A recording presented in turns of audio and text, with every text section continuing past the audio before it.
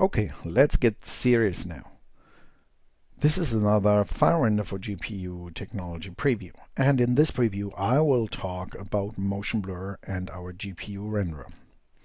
Keep in mind this is a technology preview and a product that's work in progress, so all the spinners and controls you see here might show up in the final product or not. Let's have a look at the object first. So I got here a really complex object. Let me just bring in the statistics. 4 million polys, hundreds of individual parts, really heavy thing for 3D Studio Max.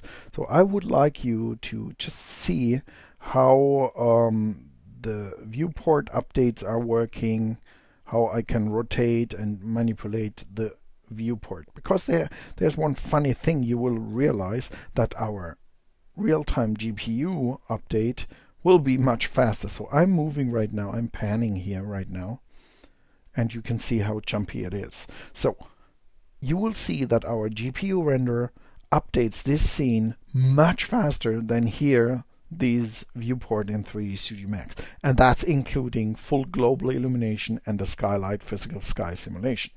Okay, let me bring up our active shade. I do that by just using the active shade button here in the render dialog, and that will bring up my active shade frame buffer, as you can see here. After a few seconds we have the monster in here, our Lego digger, and let me show you how interactively we can work and see. And as you can see, the jumpy part here is still the case in 3D Studio Max viewport, but here you get interactive real-time updates of our rendering. And that's what I really find amazing, that we can process so fast now the global illumination, shadows, everything in real time here. But I said I wanted to show you something really cool that will knock off your shoes, and let's do that now. I'm going to activate in the render dialog motion blur. So the only thing I'm going to do now is click the on button for the motion blur. But before we do that, we have to proceed to our explosion. And I have done a simulation here with thinking particles. So I'm simulating these 4 million polygons, individual objects right now. And I'm going to jump to frame 25 here. I'm going to do that here, and then we will see what happens when we turn motion blur on. It takes a few seconds because in the background now all the processing of our animation has to happen. Okay, as you can see, it takes a little bit of time to process all this complex model in 3D Studio Max and with our simulation. And now I'm going to turn on motion blur. So I'm now clicking onto our motion blur switch, and we will have in a few seconds motion blur updated here in our real-time rendering viewport.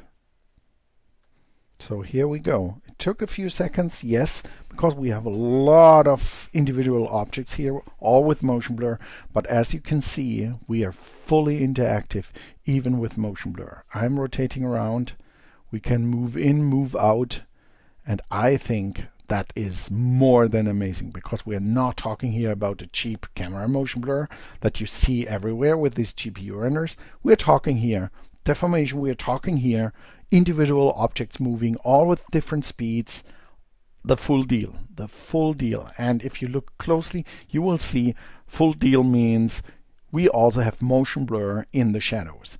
Let me just now overdo a little bit this motion blur effect. I'm going to increase the duration, and I'm going to increase it to a really heavy extreme value.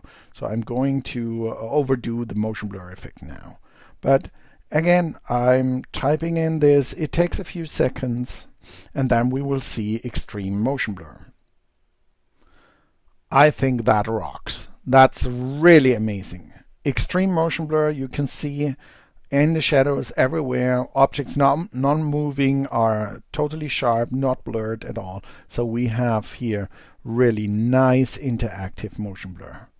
And as you can see, we are still able to interactively move around our object, and in a few steps the motion blur will be nice and smooth.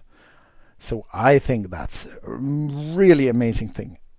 And please check out my other motion blur video where I will go into more depth how this works and how we can individually adjust a motion blur effect in FileRender for GPU. I hope you enjoyed that one. I really love our progress we have now, and there will be more to come for sure.